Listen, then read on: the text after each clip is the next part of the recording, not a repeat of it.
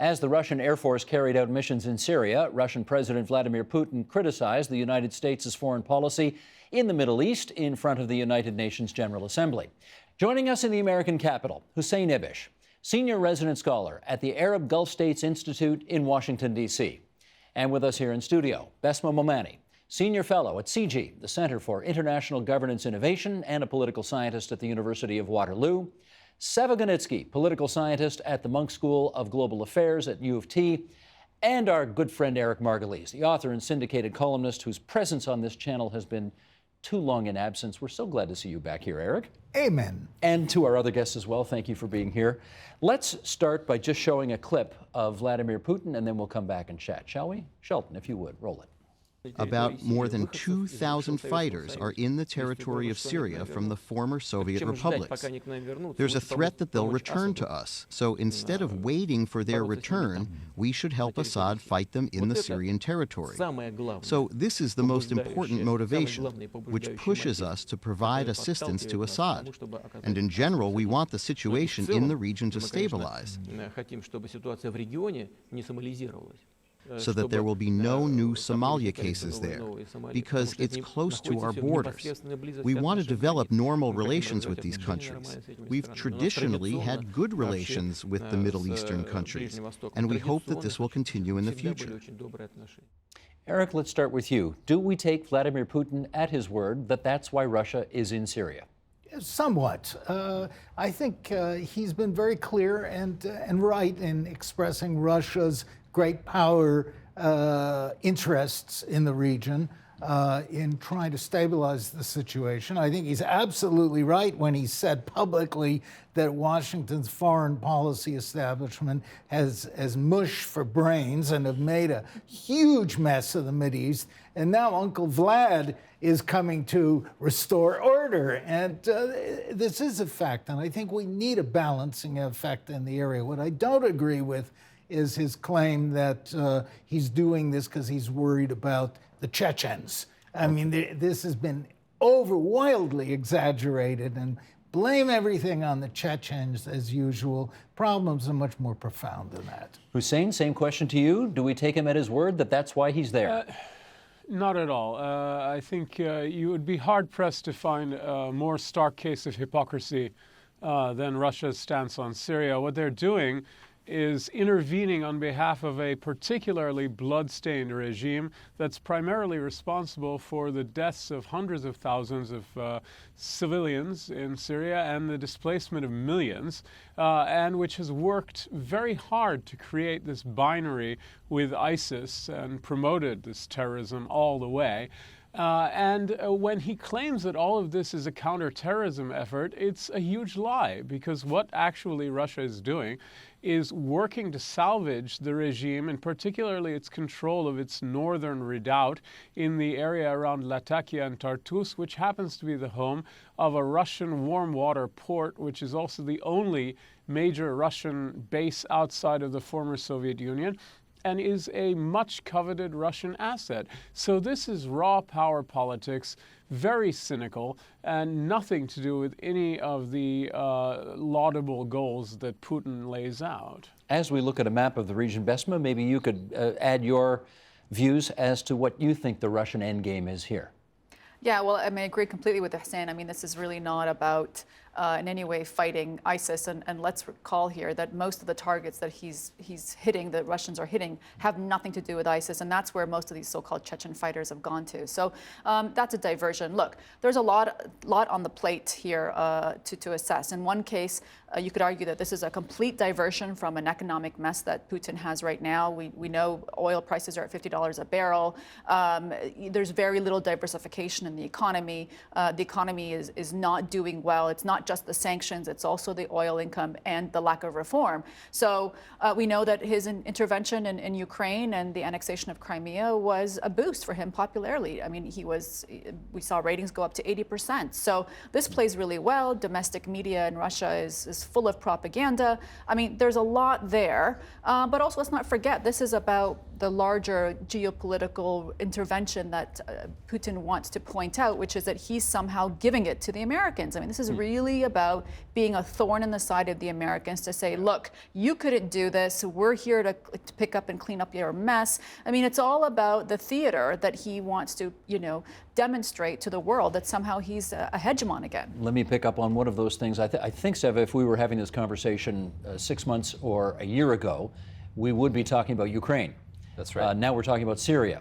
So I wonder whether, or maybe I can ask you, how much of what Russia is doing in Syria is to take our eye off the Ukrainian ball? Problems here. So there's no doubt that we should take Putin at his word, that he's trying to help out the Syrian people. But I don't think it's just a distraction. I think there are legitimate reasons for Putin to assert his influence, to demonstrate Russia's influence in the region, to prop up this long-standing client state, to bring it closer to Iran, Assad's major supporter. But more importantly, as you said, it shifts the conversation about Russia's role in the world, away from Ukraine and towards towards Syria and Iraq. And it allows Russia to highlight a couple things. One is the destabilizing role of the U.S. in the region. Now Putin can connect the rise of ISIS with the U.S. invasion of Iraq, which is in fact what Putin has been doing. But it also allows him to highlight the real shared goals and purposes that they have in this region, that they don't have in Ukraine, which is a common enemy in the form of radical Islamists. So it's a risky gamble for Russia, obviously. Risky financially and logistically, and even with public opinion in Russia. It's not so straightforward. But I think Putin is willing to take that risk if it means maintaining Russian influence, renegotiating Russia's position in the world, and even perhaps shifting U.S.-Russian relations. So a risky, complicated, dangerous strategy. In which case, Eric, what does victory for Russia look like? Certainly saving the Assad regime, important Russian ally, reasserting Russia's strategic interests in the area, and wrong-footing the United States. The United States has had, since 1991, it's had the whole Middle East to itself, and it's made a colossal mess out of the area, and a dangerous mess. So the entry of Russia as a power, a re-entry in the area, in my view, is stabilizing. Certainly that's the view of many Europeans as well. And there's an important message to the United States.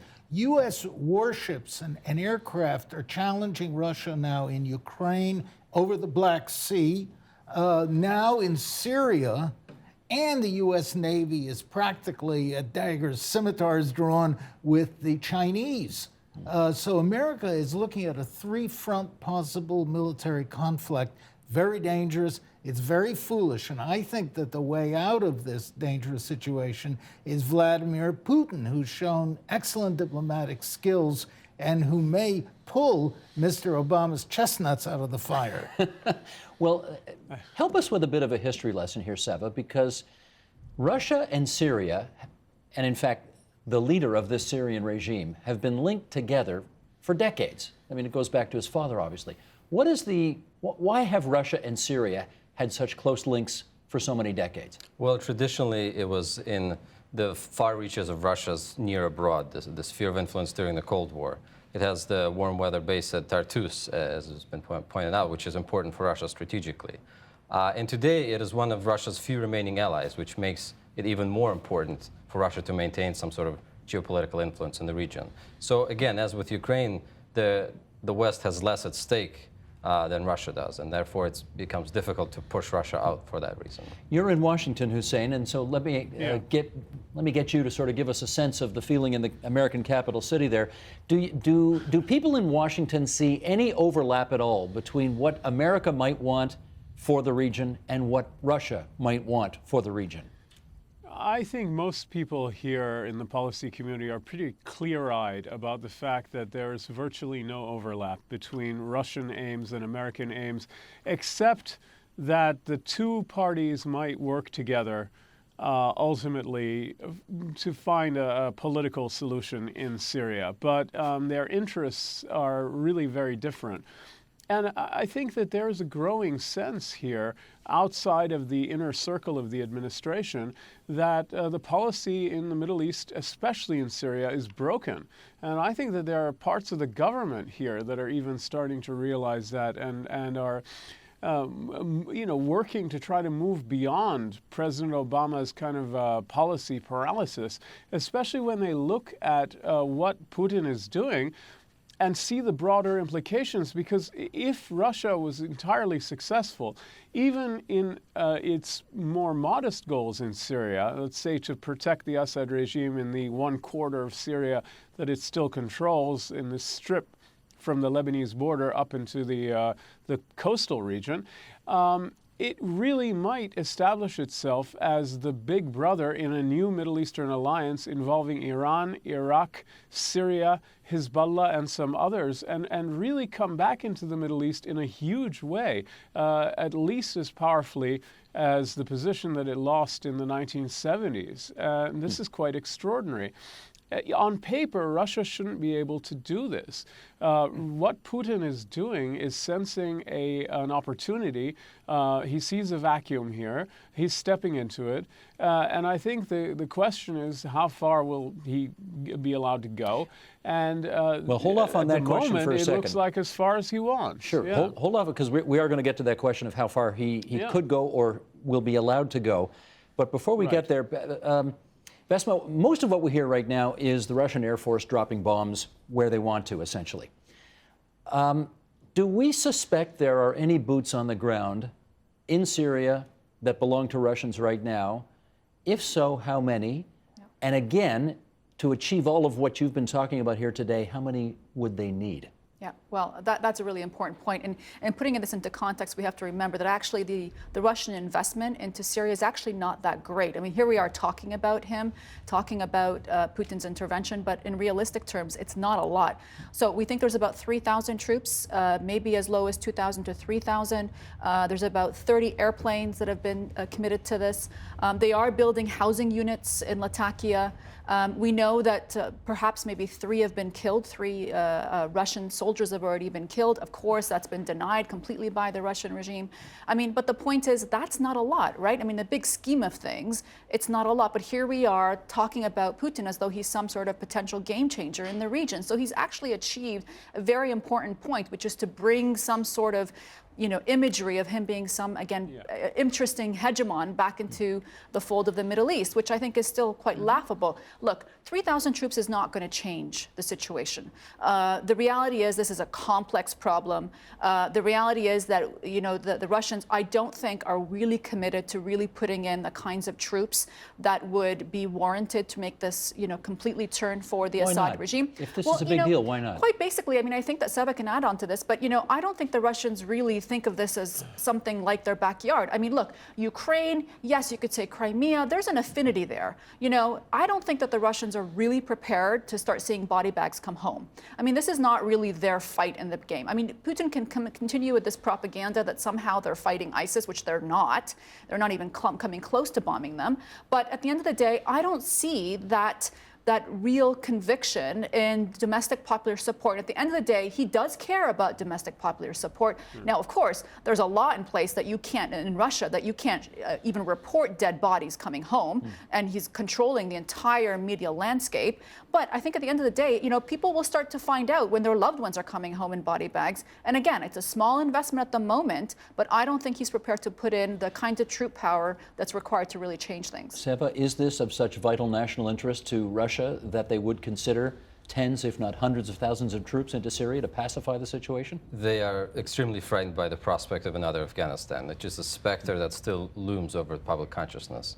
And so I've been following the Russian media, and obviously there's been pro-war sentiment put forward in the Russian media, but it doesn't have that same urgency and that same sentiment that you saw with Ukraine.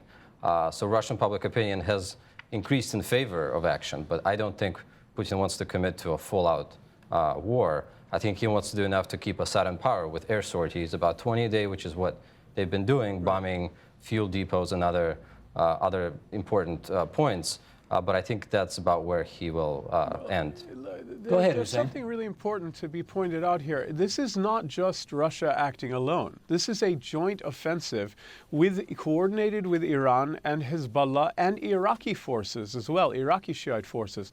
So that what the Russians are supplying is air power, logistics, command and control, stuff like that. All right, not ground forces. The ground forces are coming in from Assad's loyalists, from Hezbollah, from Iraqi militias, and from Iranian troops also. And you know, what is required of these outside forces is not to secure all of Syria, but to shift the balance and sort of tilt the scale in this war on behalf of the regime in its strongholds. And I think that they're probably capable of doing that, at least in the short to medium run. Esma. Yeah, but I would just also add that, you know, we're starting to see some really interesting changes on that. I mean, Hezbollah fighters increasingly are coming back dead. I mean, there's an enormous amount of people going back. The other thing, too, is interestingly, there are these billboards all across Tehran noting these Iranian generals that have died in the battle, particularly in Syria and Iraq. Yes, there have been 300 recently Iranian soldiers brought into this, but it just shows you this is a war of attrition. And Hezbollah is depleting very much. Increasingly, Iran, I think, is into this as well, and they've lost top-rank officials. And Assad definitely has depleted any resource base. And I think we're going to see more of that kind of aerial bombardment, which is an awful travesty for citizens on the ground, because that's where we have the indiscriminate killing. So it's a really sad, I think, foretell of what's going on. Eric, let me get you first to react to this clip. We did a clip from the Charlie Rose Show earlier. Let's do Vladimir Putin again. This is talking about the Middle East at the United Nations General Assembly. We'll roll this clip and then we'll give you first comment on it. Go ahead, Sheldon. Political and social problems in this region have been piling up for a long time, and people there wished for changes naturally. But how did it actually turn out? Rather than bringing about reforms, an aggressive foreign interference has resulted in a brazen destruction of national institutions and the lifestyle itself. Instead of the triumph of democracy and progress, we got violence, poverty, and social disaster. And nobody cares a bit about human rights, including the right to life. I cannot help asking those who have caused this situation, do you realize now what you've done? That may be a hugely ironic speech for him to give, but is he right? He is right to an extent. Right now, America bears heavy responsibility. America started this war in Syria against the Assad government, which it wanted to overthrow. America started that? America started this war. It armed and financed these so-called rebels who came out of Jordan and Lebanon, and it is sustaining them. America, it is the same thing it did in Libya. The so-called popular demonstration and the bloodthirsty Gaddafi and everything else like it. Same pattern, works quite well. The Saudis and the Americans are financing them. The Saudis are financing the Islamic State, I believe. Can I make my statements, please? Hussein, we're going to let him finish, and then we'll let you comment. Yeah, even though you speak for the Saudis and the Gulf people. No. Let's keep it professional here. Speak for the Saudis. So the point is that America's responsible, in my view, along with the Saudis, along with the British and French, who are also in cahoots over this, in the attempt to overthrow the Assad regime, to overthrow it like the government of Ukraine was overthrown by outside forces. So Putin is right in trying to block this, because if this continues, there will never be a political settlement in Syria. Assad will hang on unless the Turks intervene, and we may not see Russian troops come in. We may more likely see a lot more Iranians. There are 2,000 to 3,000 there now, supposedly, but there could be 20,000 or 30,000 if Iran decides to do the thing. So the only way to get a diplomatic settlement of this horrible, horrible crime, it's destroyed beautiful Syria. Half its people are refugees. It's a nightmare, and we caused this. And I just say the only way. When you say we, who's we? Well, the Western powers caused this, and we have, calm yourself, Hussein. We have to establish a balance of forces, because it's the only thing that will serve as a basis for a political settlement. As as President Putin has pointed out. Okay, I did see a lot of head shaking here, so hang on. I did see a lot of head shaking, but we do have a lot of ground to cover, so we're not going to indulge in too much on this. Yeah. Hussein, you want to have a first kick at this, and then Besma, I saw you as well. Back to reality here, from Mars or Venus or wherever we were.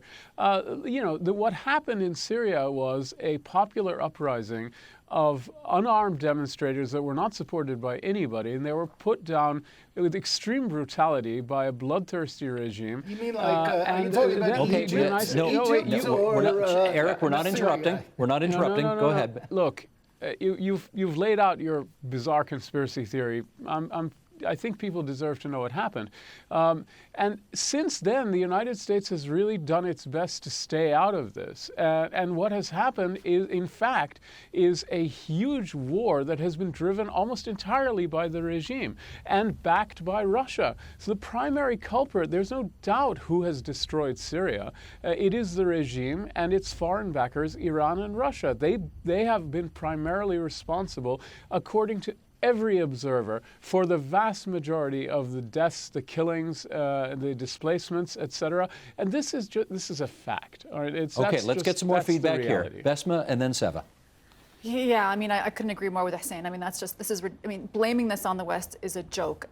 Look, there's been a lot of mistakes made along the way. The Americans, the West, I think, have done a lot wrong. In fact, part of that was really not helping a revolution come to fruition, preventing arms very early on. I mean, that's not the case now, but at the very beginning, when the Assad regime was going full force with the aerial bombardment, and the rebels at the time were moderate, there was no ISIS pleading for anti-missile technology to please give us we did not provide. So I think actually, let me try this. It depends when you start the clock. I mean, let me infer from Eric's comments that he's referring as well to George W. Bush's war in Iraq, which started in 2003, whatever.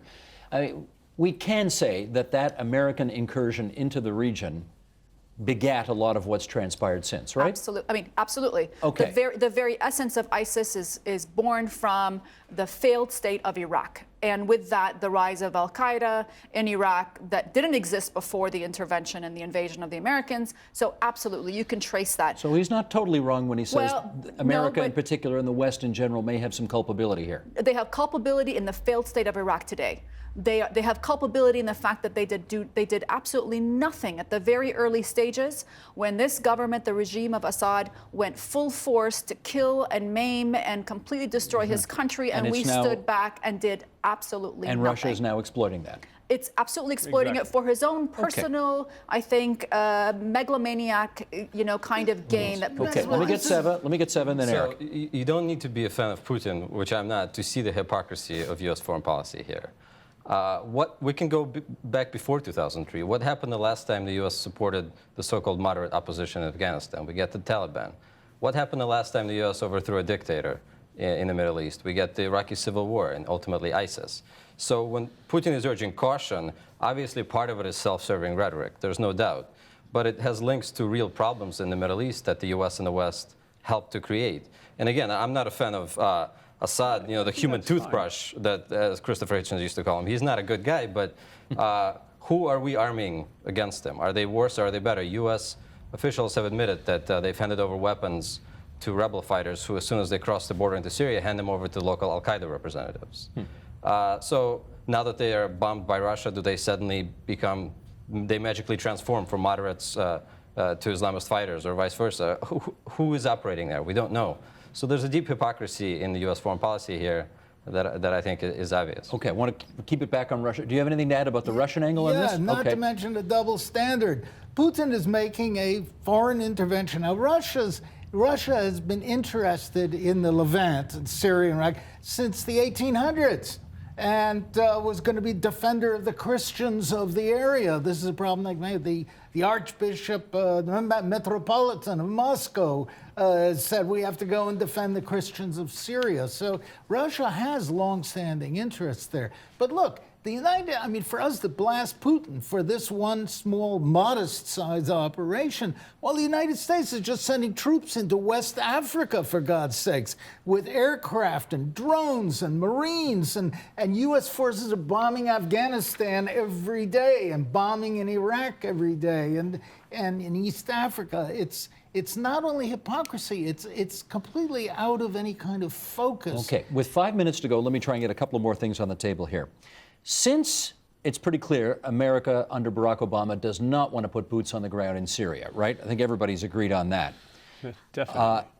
And Russia does and may do more, although not, we're not talking Vietnam here or anything like that. What other options does the United States have right now in order to try to impose its will in the region against Russia? Besma, you want to start us on that?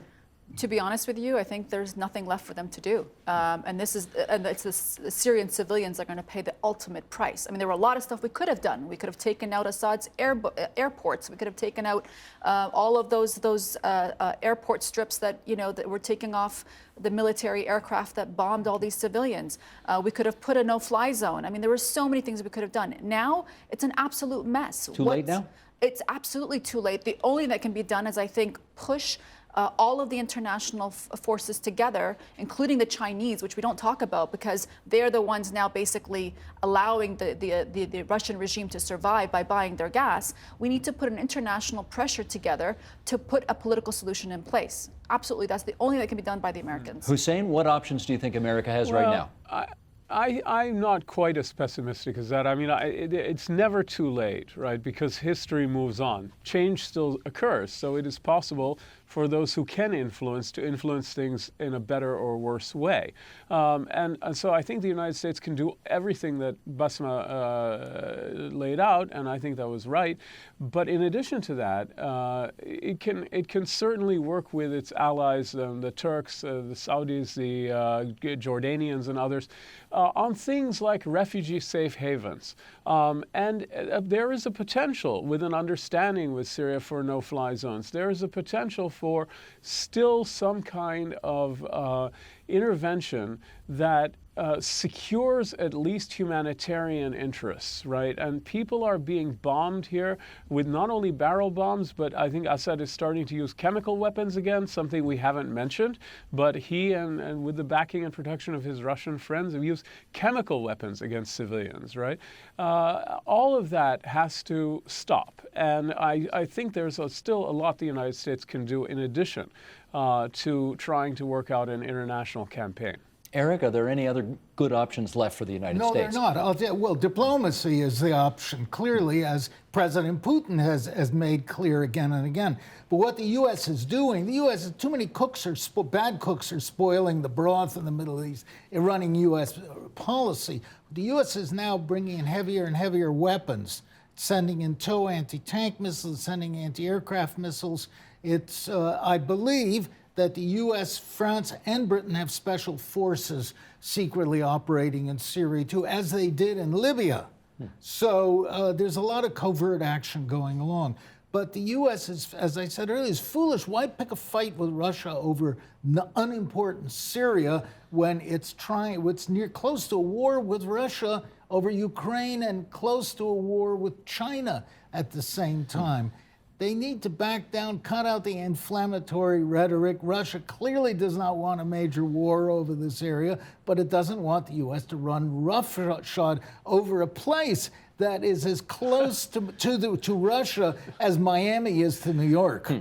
Seva, let me try to bring sort of the Canadian angle into this a little bit. Justin Trudeau, the new Prime Minister, has said, well, he promised during the campaign and in his conversation with Barack Obama, he did say Canada's involvement in the bombing missions over Syria, once he takes over, are done. Does that matter? Not really. It matters at the margin. What really matters here, and there's no way around it, is for the West to engage Russia directly and constructively. And Western policymakers have refused to do that because they have some very strange assumptions about what drives Russian foreign policy. There's this idea that Putin is operating from a position of strength, taking advantage of American weakness. But in fact, it's Russia that's in the position of weakness here, potentially growing weakness. It has serious economic problems, very few allies. even fewer levers of influence outside of its immediate sphere. So this idea that Putin is being daring or decisive or proactive is nonsense. Russian foreign policy has been reactive, not proactive. It feels continuously threatened by the West. New U.S. bases in Central Asia, fights over the Arctic, destabilization in Ukraine by Western elements, which is the way Russia sees it, NATO expansion. So Russia is acting out of a sense of fear and paranoia, not as a thorn in the side of the West, and certainly not in the interest of being daring. And until the West recognizes that that's what motivates Russian foreign policy, there can't be long-term cooperation. What's your view on the new Trudeau policy of getting I think it's an excellent. Canada was adding nothing to the mess in Syria and was risking its pilots for absolutely nothing. This was Mr. Harper playing soldier, and it's a good thing it's ended. But I want to say to Russians really believe that the American deep government is determined to tear apart Russia. And this is their way of throwing the Americans off balance by doing it. The Russians are in a dangerous mood now because they feel so threatened, as you were saying. Okay, Besma, sorry, I got 40 seconds left, Hussein, and I want to give it to Besma just to talk about this. Sure. There was a meeting in Moscow between Assad and Putin. Yep. Can you, I mean, obviously none of us was there. Can you imagine or help us understand what was likely said in that meeting? Well, even the very optics of Assad leaving his fortified Damascus to get on a plane for the very first time since the uprisings began is quite remarkable. And I think it's all about optics, in my opinion, you know. But in terms of what's being said, well, obviously, I think we can assume that Assad is kissing the hand of Putin. I mean, this is a huge boost. It's a morale boost. It's given everybody in the regime, the Assad regime, the feeling that there might be some longevity here. So there's just going to be a lot of thank yous, and I'm interested to know what are the IOUs, right? I mean, what do the Russians expect in the end? And I wouldn't be surprised if that base in Tartus, and as we've already heard in terms of the very building of housing units in Latakia for Russian soldiers, is really about now an expansion of a Russian presence in the Mediterranean. Okay, we'll keep watching. Thanks, everybody. Our thanks to Hussein Ibish from the Arab Gulf States Institute in Washington, D.C., Besma Momani from CG, Eric Margolies, the syndicated columnist and author, Seva Ganitsky from the U of T's Munk School. Thanks, everybody. Thank you. Help TVO create a better world through the power of learning. Visit supporttvo.org and make a tax-deductible donation today.